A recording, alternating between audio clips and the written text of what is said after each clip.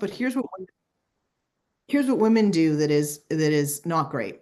We have this thing called the tallest poppy syndrome, put out by the Women of Influence. It's interesting to read, and basically saying that women actually sometimes in the workplace are harder on other women. They tend to cut down their peers versus lifting them up. If there's anything that I could say about the work that I do and the women that I talk to, is I really like to see the tallest poppy syndrome disappear for women, and that we can see that women actually lift up each other. So this is not just a men not treating women well in the workplace. Women are doing this as well. There's a whole thing about the queen bee, meaning the first woman up the ladder. It holds a position. Research is starting to say this isn't true, although the tallest poppy side still happens. When I asked these women in the sport, in the ski and snowboard, they told me, they thought women helped them. Higher level women in their sport helped them, but they also felt that a big bunch of these women, almost over 70% of them, protected their turf. So that's our queen bee kind of thing. And 50% of these women told me they had opportunities blocked by other women in their sport. So they're not lifting each other up. They were actually experiencing women taking opportunities away from them. And this happens across all cultures. Discrimination is sort of worse. I want to say that in terms of any sort of intersectional identity, we see this happen across all of them. Research keeps bearing it out for us. So we need to consider that, particularly inside sport, particularly inside a country of Canada that is vastly changing through immigration, and sport is changing, and who's on our playing fields is changing a lot. So again, culture shapes men's behavior towards women. We found this in a lot of the STEM fields. A lot of women felt they need to become one of the boys. This happens in sport a lot, right? To fit into the workplace. And that a lot of them feel that they're not equally valued or respected professionally as men are in STEM fields. I'm going to tell you this is the same from our research in sport. In addition to that, World Football Survey told us that 82% of women who work in football or soccer have experienced discrimination in their workplace, and it's going up from previous studies. And that studies in Canada has showed to us that elite athletes have experienced being either sexually abused or sexually harassed. And when I asked the women in the study from the ski and snowboards, 67% had received verbal abuse inside their sport. 77% had said the behavior of men had made them uncomfortable, and 46% had been sexually harassed. And so this behavior is ongoing in sport, and certainly makes women less comfortable or less welcome inside sporting environments. When we look at how it happens in organizations, how women move through it and are represented, we see on one side at entry-level positions, we're really good, or better, let's say, at diversity. So we have more women, we have more men and women of color at entry-level positions. If you look at the C-suite, and McKinsey tells us the top level, your CEOs, et cetera, it's still vastly dominated by white men inside regular industries across North America. I sometimes like to use this slide. This is a quote right from the 2019-20 annual report from Hockey Canada, so sort of pre some of the things that have happened to them. This was the picture of their board, and the caption was, "The members of Hockey Canada Board of Directors come from all walks of life and all corners of the country." And I don't know if that meant corners that wear suits and ties, but this is a very representative of that time of where that group and organization was, and many of our sport organizations were. And that's only 4 to 5 years ago. We've seen some changes since then. Canadian Women in Sport tracks this for us, tells us where the board membership is going. So we're seeing larger numbers of women on board as board members or board chairs. We see that change at NSO and MSO levels. So we're achieving better numbers than we had for before. But if we add again, as we said before, any sort of intersectional identity, these individuals, either on board sets or staff, the numbers start to drop dramatically, particularly if we even add individuals who identify as a person with a disability. So we have a ways to go in increasing diversity, not just gender, but other identities as well with that. When women in soccer in Canada were asked, what was the gender mix of referees, coaches, people you see commenting on TV, managers, administrations in your club? Overwhelming is our sort of reddish line here, men. Right? So they're not seeing as many women in these leaderships. So much like the McKinsey side, we're not seeing the women move through these organizations in these positions to sort of more leadership roles. And so we looked at this in terms of, I took the data that came out from coaches associations. I haven't updated it from this year's on Ontario. There's a great report just came out, but this is sort of the year before. So this sort of tells us why were women dropping out, and how long had they sort of been in their tenure as a coach? So if you can see the little bubbles, they tell us like, 6+ years, only 30%, 34% of those coaches were women. And so why there's a whole theory called the leaky pipeline. Everybody just thinks if we stick more people in the pipeline, more women in means we'll get more women into coaching or more women into refereeing. But what they're not missing is the leaks in the pipeline and where the women leave. And so this from their coaching report from Ontario, so this is all kinds of different sports, told us that here's the ways that women leak out: parental conflicts, time and capacity to coach, their own children age out, stressors and pressures of coaching, life events, politics involved in sport. This is where they're leaking out. And then if we add what on Canada Soccer add and sort of put these across there, we also get things: the old boys club, the environment of clubs, perceptions that women are less confident than men. Almost 80% of them felt that's why they were leaving. Fewer opportunities for advancements, lack of professional opportunities in the work, lack of training or education, lack of professional networks for women. So there's overlying other parts of the system that could help, if we change them, plug some of these leaks in the pipeline. Research found that, this is a male-dominated environment, and that organizational strategies in sport have a negative effect on women, making it harder for them to move to the top. So some of the stuff we found in other research areas is certainly being validated as happening inside sport. And this is from soccer. So what is the number one thing that's limited leadership opportunity for women in soccer? The old boys environment of the club, of the organization. And number two, perceptions that women are less competent than men, which was the first myth we talked about. Lack of women in leadership, role models in leadership, can't see it, can't be it. Lack of representation, stereotypical perceptions of women in sports. So all the things we're talking about are played out in the research that was done in 2023 around women and girls' experiences in soccer in Canada. So sport can say it's gender inclusive, that women are valued and we have equal opportunity and pay, and that sport is safe for all genders. But I think maybe with our data busted those myths today. So there's a whole bunch of research done out of the Tucker Center for Women and Girls in the States that sort of tells us, blame the women. So we start at the beginning, women don't apply, women don't want to move their families, they don't choose not to coach, they don't want to coach as much as men, they have other career choices. The list goes on about ways to blame women for what's the lack of women in certain roles in sport. And I think what we're talking about tonight, there are some systemic things that have happened. There are ways that this is changing for women, but can be changed if we actually think about using the power that numbers, tracking things, using research, using evidence to sort of push back against some of the things that happen inside sport, and creating more inclusive environments. And it gives us a time to sort of flip the script. So let's stop blaming the women. Let's start thinking about evidence and things we know from research or experiences that we can bring in and actually make the change to it. And I always sort of say, I thought this is great from Serena Williams: the success of every woman should be inspiration to another. We should raise each other up, right? We should stop with the tallest poppy syndrome. We should start thinking the only way we're all going to rise is if we work together, because there are so many things inside the systems that we all exist in, whether it's in sport or our day-to-day jobs, that are not made for women and aren't made for our success. But if we work together, this is the way that we can actually make some change. And so I guess, so for me, I didn't want to leave time for us to talk. I just want to sort of say at the end, I'm hoping that after thinking about some of this and looking at this, that a lot of you will think about how you can advocate for gender equality in your sport, in your work, and in the work you do inside sport itself. So thanks. I wanted to make this, like I said, short, and hopefully we can have a little bit of a conversation. But I'm happy to answer any questions. I'm happy to sort of talk more about the research, but also love to hear some experiences people want to share, or situations you might be experiencing in your environment that you want to talk through a bit.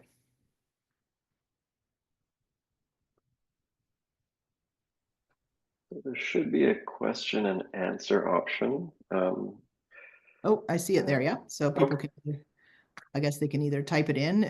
Can people ask questions or no? Augie, it's not open for that. I don't believe so, and that Okay. historically we've just typed the answers in, and then there's been an opportunity for you to respond to them. So Awesome. I'll just Let people get their typing fingers yeah, going. sure.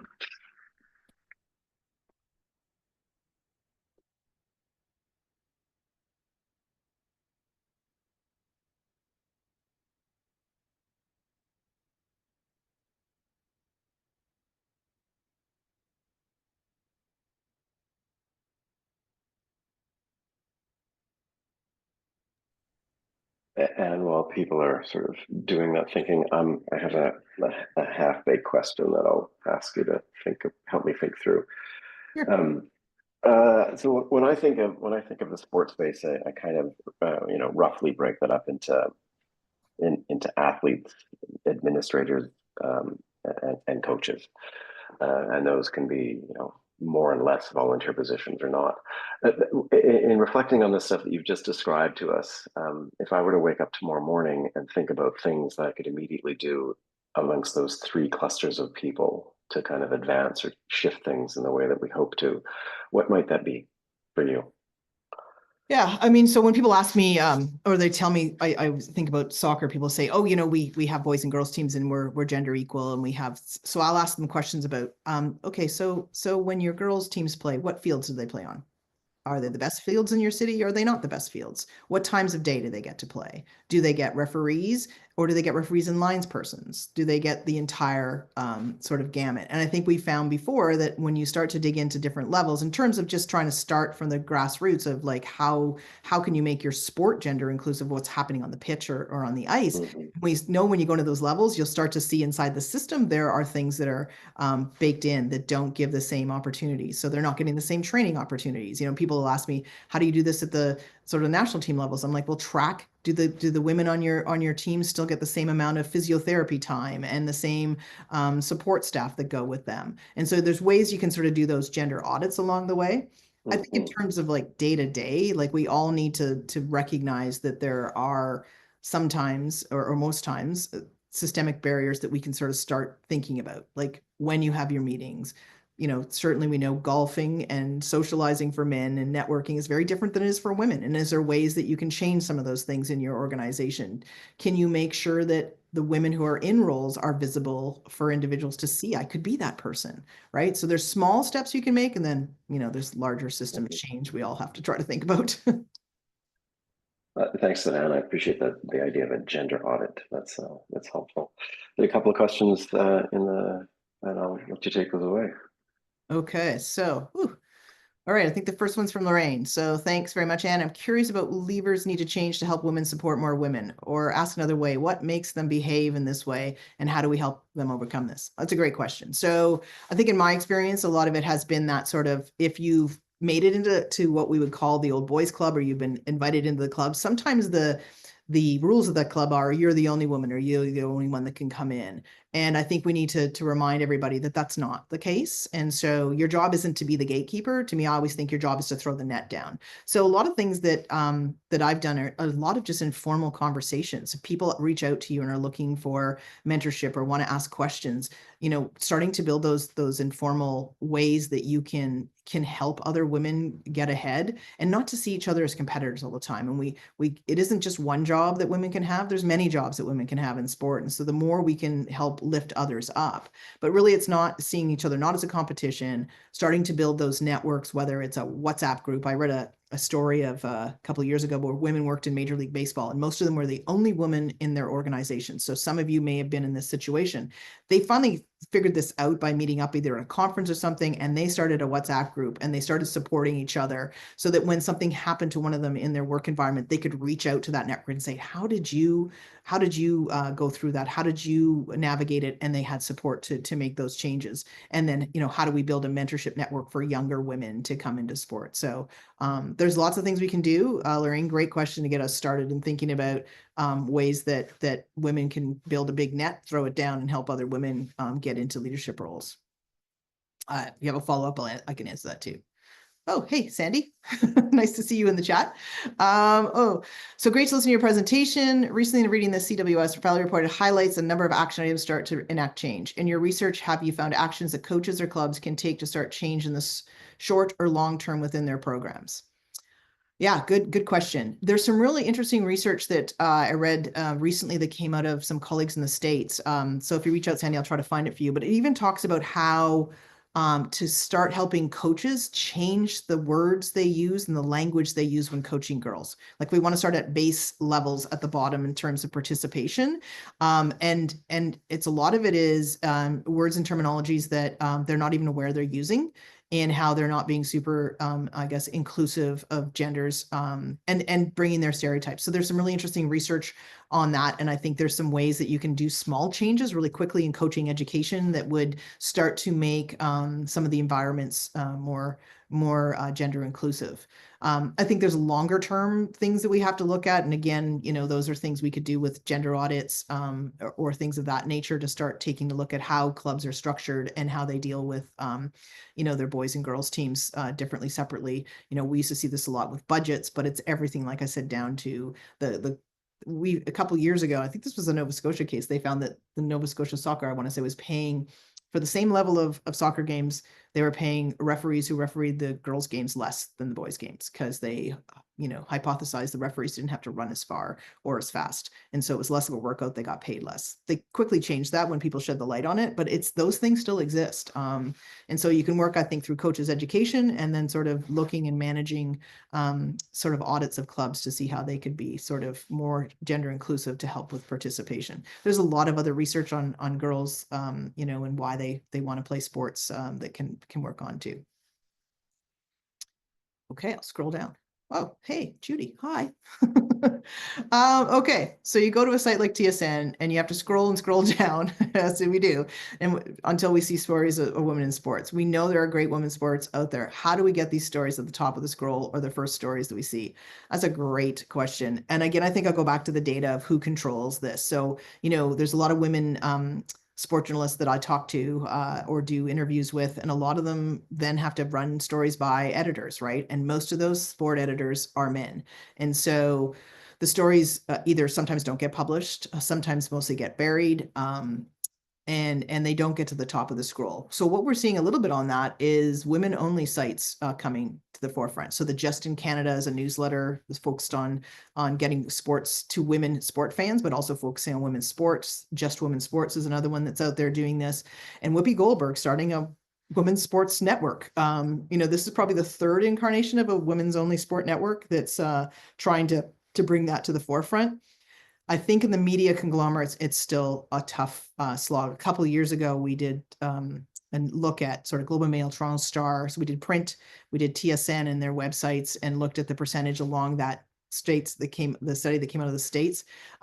Digital and print media was digital media, so social media sites and stories was better.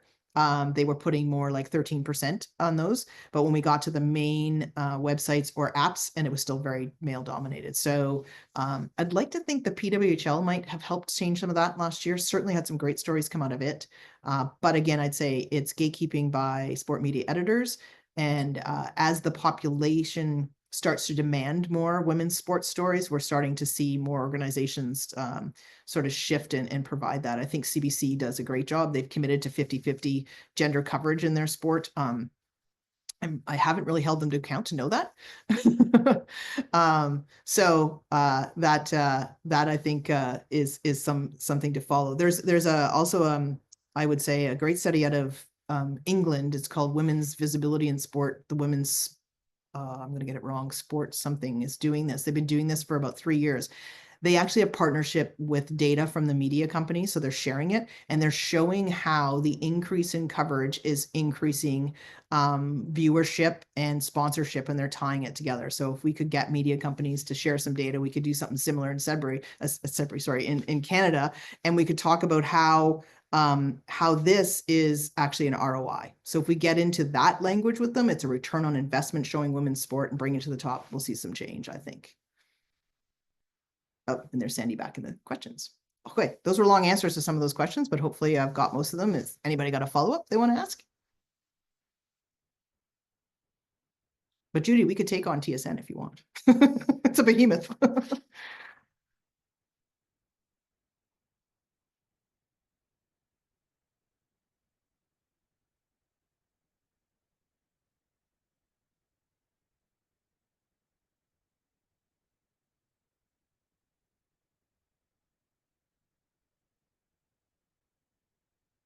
Sandy, I don't know if you want to type in, but how is basketball doing in terms of gender? I mean, with the WNBA team coming, Judy's in. All right. You know, I think that we're going to see a lot more of explosion in participation. I think hopefully they're tracking it for hockey in the PWHL so that you can see it, you can be it at the professional levels coming into sport for girls. I think we're going to see some explosions in participation, but we have to go back to making sure it's inclusive.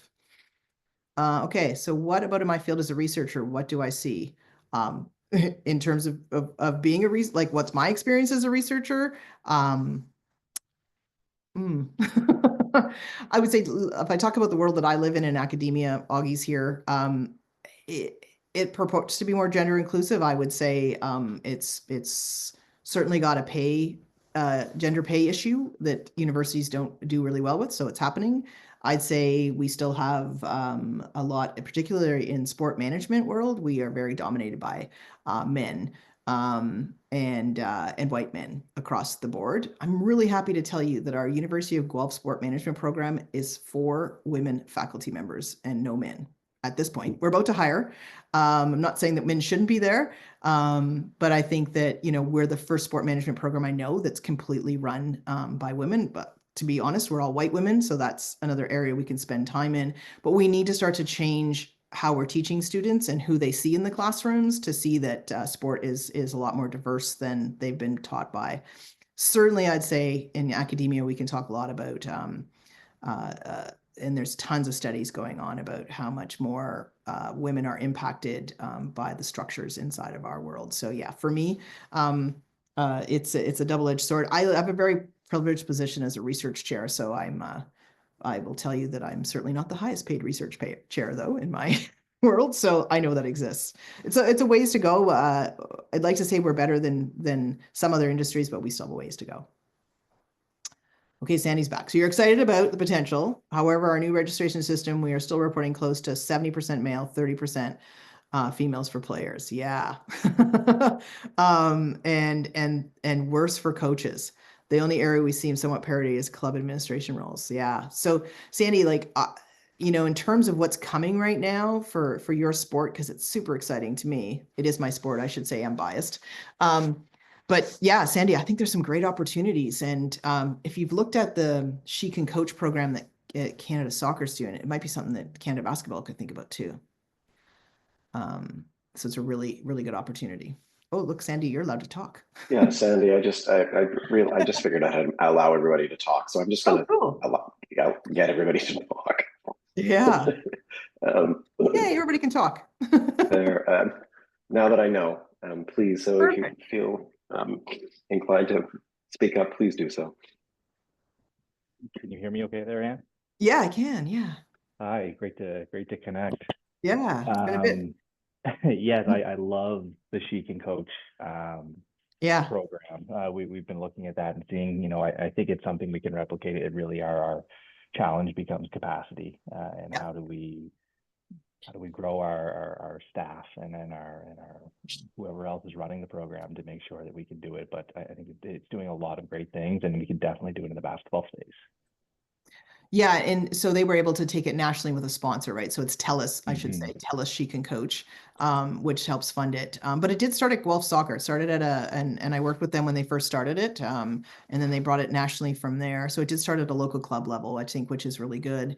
And you know, it's longitudinal tracking. Some of my colleagues at U of T are doing the research for them to sort of keep tracking that, to making sure that you know, they're seeing the changes. It's a real interesting program that covers some of the things we talked about. So, you know, women coming together in a group, in a cohort to learn, breaking down the barriers of paying for the licensing fees for a C-level coach, providing childcare so they can participate, and bringing in women coaches, role models. So it's got some real interesting things, and hopefully you'll be able to either find a sponsor or a way to bring some of that to basketball.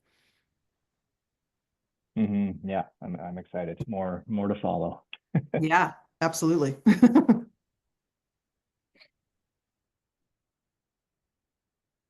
Everybody else can feel free to talk. I can't see you all. Well, I see your little things, but I don't see you.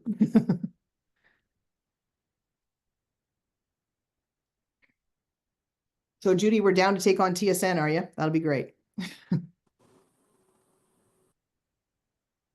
Oh, I think Charlene. Charlene? I don't know who's outcomes there.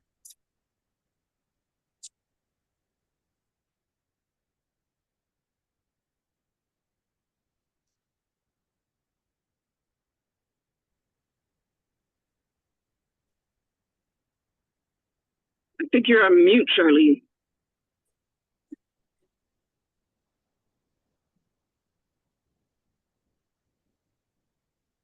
Well, Lorraine's unmuted. She might have a question. Yeah, thanks. And it's such a puzzle for me. I mean, I loved your data. I loved the fact that there's this perception, this notion that women are choosing sports regardless of it not being a feminine sport. You know what I mean? Like, to me, yeah. I know that sounds like progress, and I know it's small progress, but it still kind of gives me a bit of hope in some ways.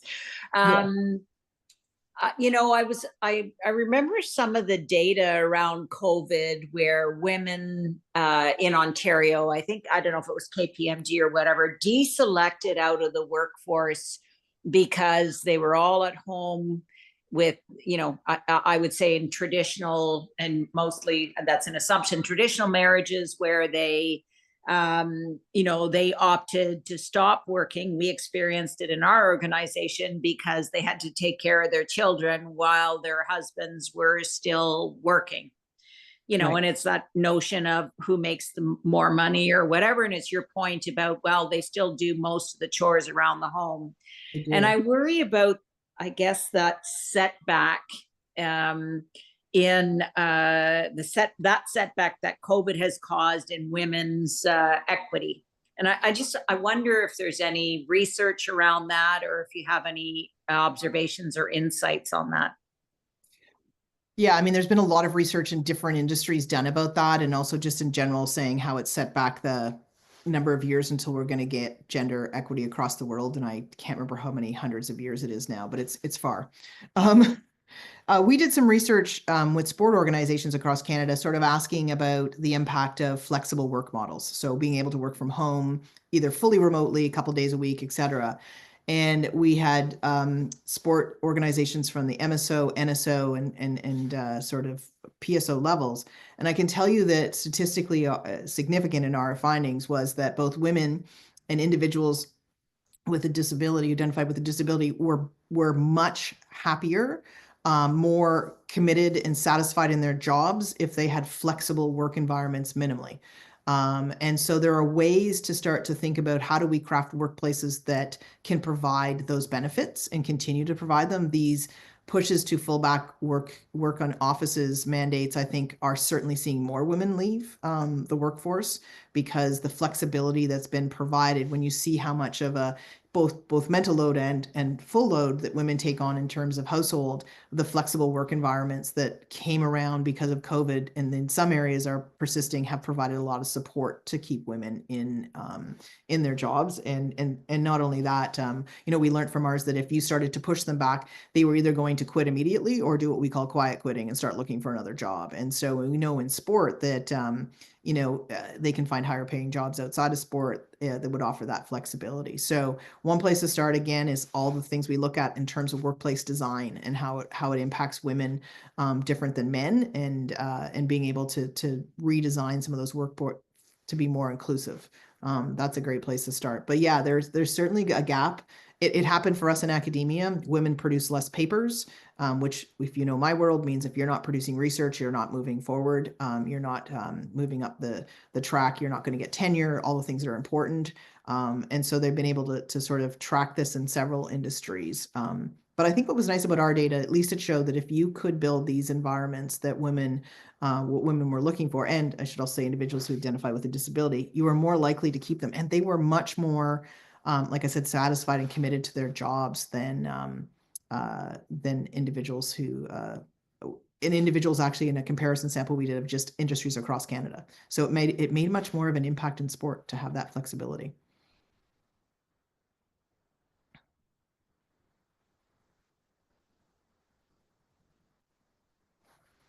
But we need to track that long term, Lorraine. I kind of wonder like, will we see a bubble? Will we see a change? We're seeing a lot of difference in our students who come into our classes who've been through high school in the pandemic. And they're very different in the classroom or online even. Yeah, I mean, I see it with my son who is 20. So I can appreciate that for sure. I mean, that's an interesting challenge that we're trying to wrap our heads around in terms of office flexibility and yeah, so that would be really interesting for us in terms of the longitudinal research around what might be possible there to help us be better. Yeah, there's some research that just came out today. Again, I read on flexible work environments showing that they're actually having an impact on decreasing worker burnout too. And so having that flexibility where in the middle of the day you can do your laundry while you're doing something else is helping with some of the work burnout. And I don't know if you feel it in your organizations, but I can say in mine this year, even though we're like sort of almost hitting year 5 from when the pandemic started, I feel like this year of all years, people really are wanting a lot of time off at this holiday break and are really needing it.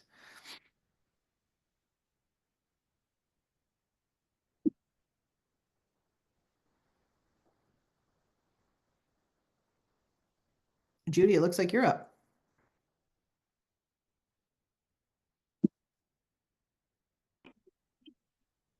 So I was just thinking that maybe we need to get more organizations have the data so they're talking factual.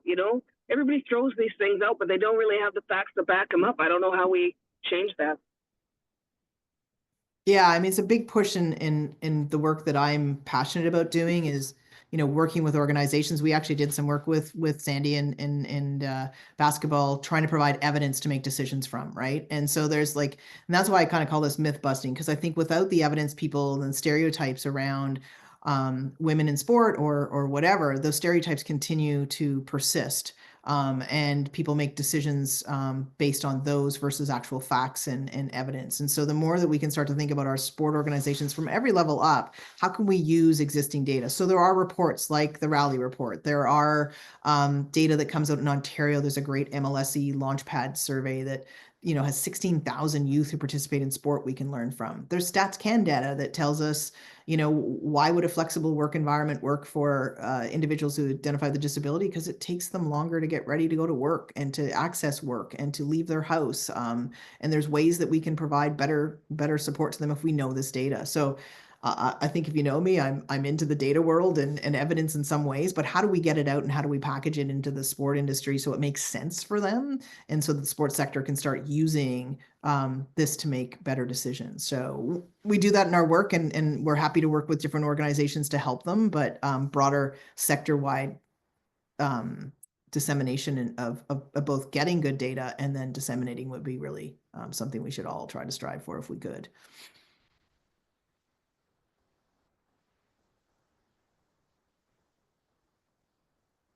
There's a real interesting project out in Nova Scotia around ice time and the future of hockey labs ice time around trying to look at I think it's called Open Ice and how they're going to try to look at using data to look at how ice time is not equal. And again, when you get into those data points, it's hard for people to fight them, right? So how do we get that happening? Sandy, there could be something interesting about who accesses high school gyms and who's allowed into them where a lot of basketball happens, and who are the clubs that have those contracts and what do their clubs look like? Making sure that people even have access to facilities as a starting point. And in doing surveys like the coaches surveys that happen in that and understanding the numbers of where women and diverse individuals sit in the coaching ranks to try to build more supportive, inclusive coaching, education and training was other areas we can think about. So it's almost like attacking it from every corner.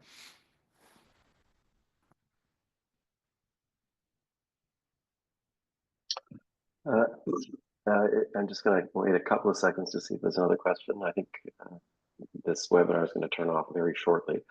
Oh, okay. I think it's scheduled until 8:15, so just want to give everybody a chance to. And if anybody's thinking, I'll also just remind folks that our next speaker in this series is Cheryl Wendell, who is the former director of the center and is now with New Brunswick or Sport New Brunswick, and she's going to be talking a little bit about what it means for her to sort of transition from academia to, I guess, industry. If that's the way we want to frame that. I'm certainly looking forward to hearing her thoughts.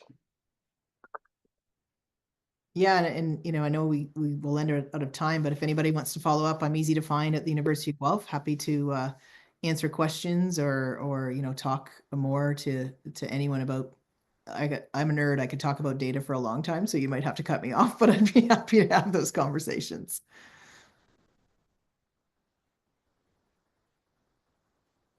Thank you, Anne. I really appreciate the time you've taken here. Always interesting to hear you talk. Yeah, and thank you for Augie for all you're doing. It's great, and thanks for the invite. I appreciate it. Right. Take care, folks. Hopefully we'll see you in about a month for our next one. Yeah, happy holidays, everyone. Take care.